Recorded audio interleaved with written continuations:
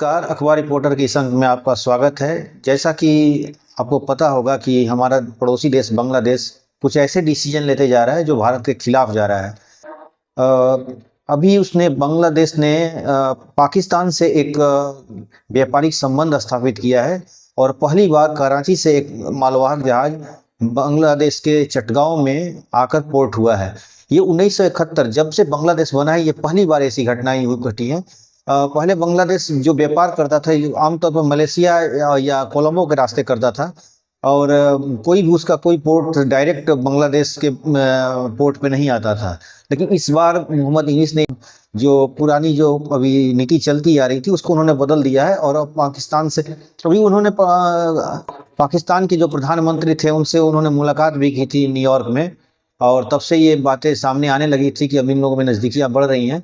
और पाकिस्तान तो पहले से इस मौके को तलाश भी रहा था कि किसी तरह बांग्लादेश से संबंध हमारा सुधरे। हिंदुस्तान टाइम्स में 2022 में एक रिपोर्ट छपी थी और रिपोर्ट ये थी कि बांग्लादेश ने अब पाकिस्तान के एक पोर्ट जो कि चाइना से बना हुआ था और तैमूर उस युद्धपोत का नाम, बांग्लादेश के पोर्ट पे आना चाहता था लेकिन बांग्लादेश ने उसकी इजाज़त नहीं दी थी और बाद में वो पोर्ट कोलंबो चला गया और कोलंबो में ये लोगों ने एक युद्धाभ्यास किया मलेशिया के साथ।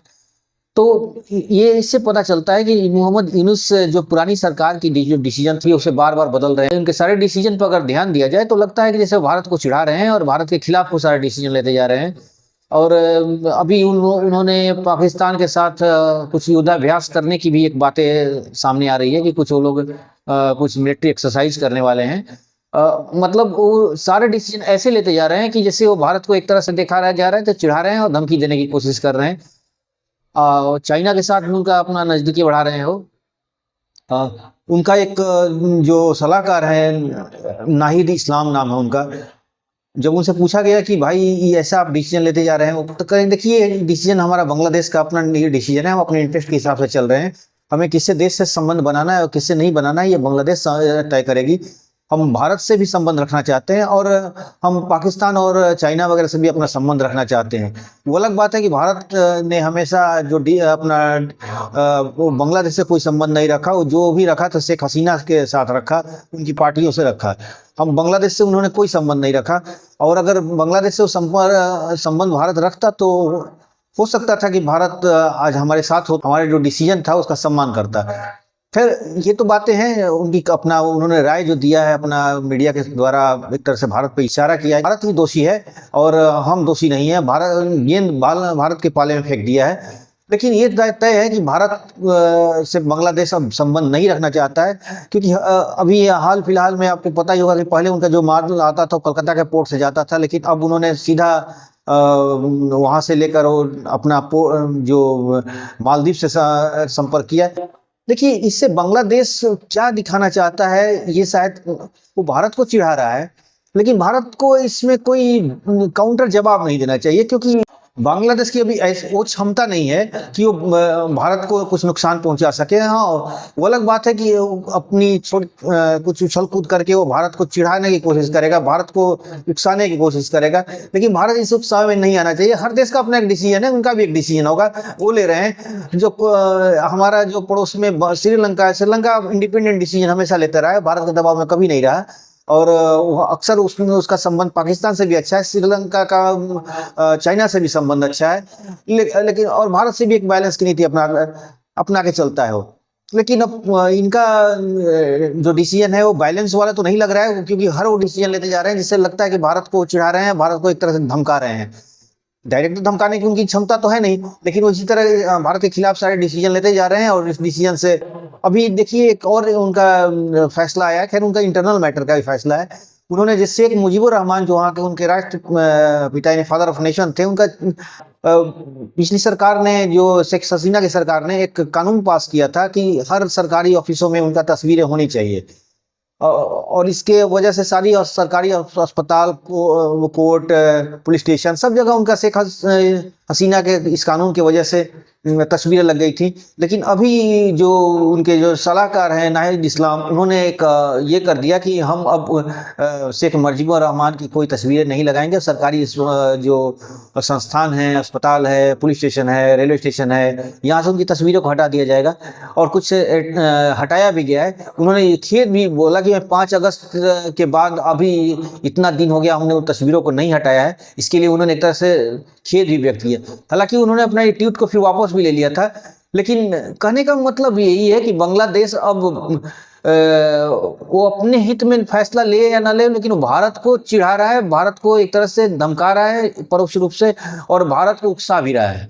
लेकिन भारत एक अभी तक कोई प्रतिक्रिया नहीं दिया। अभी तक उनके सरकार जो भी आई है, जो नई 19 की सरकार है, भारत ने कोई प्रतिक्रिया नहीं दी है। उनके सारे डिसीजन पे भारत एकदम अभी मौन साधे हुए है। लेकिन एक बात तो ये है कि वो अपनी तरफ से पूरी कोशिश रहे कि भारत के साथ कुछ काउंटर जवाब दे।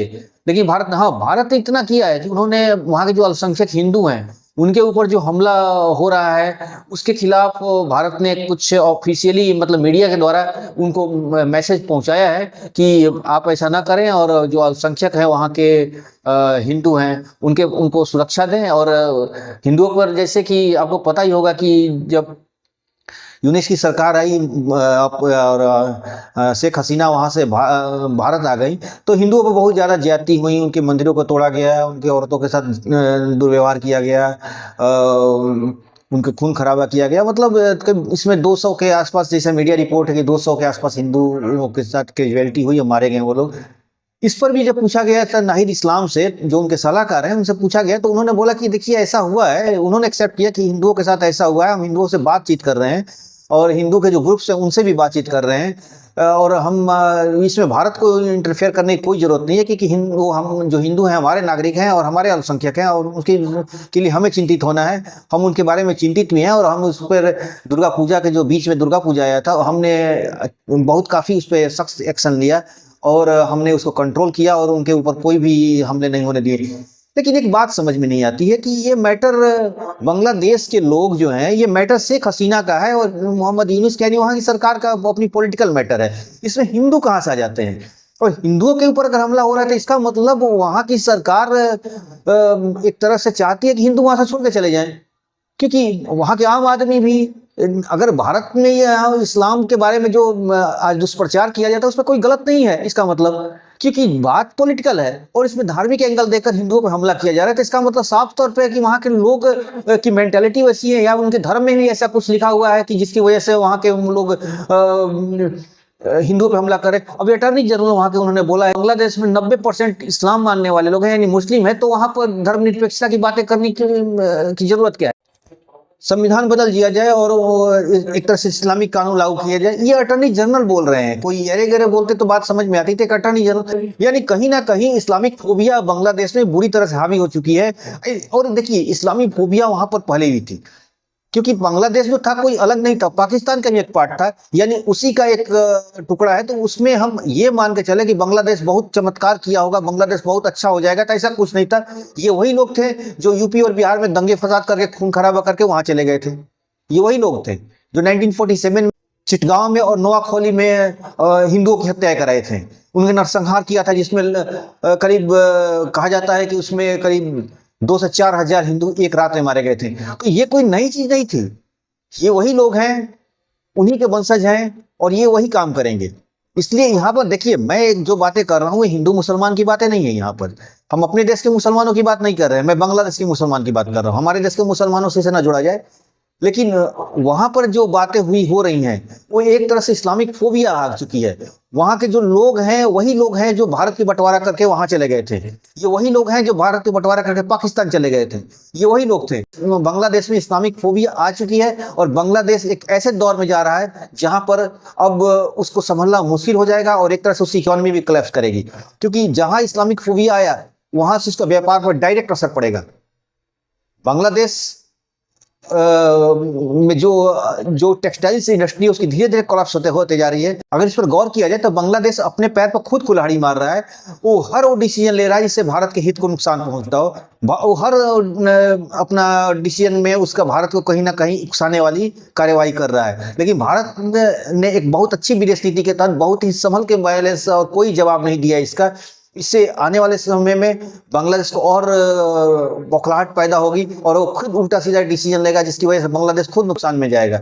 ये बातें अब साफ हो चुकी है कि यूनिस सरकार जो है वहाँ की, वो भारत के विरोधी है और जो भी वो डिसीजन ले रहे हैं वो भारत के खिलाफ जा रहा है। तो आने वाले समय में भारत और बांग्लादेश का संबंध, मुझे नहीं लगता है जब तक कोई नई सरकार नहीं आ जाती है कि यूनिस भारत से कोई संबंध रखना चाहते हैं।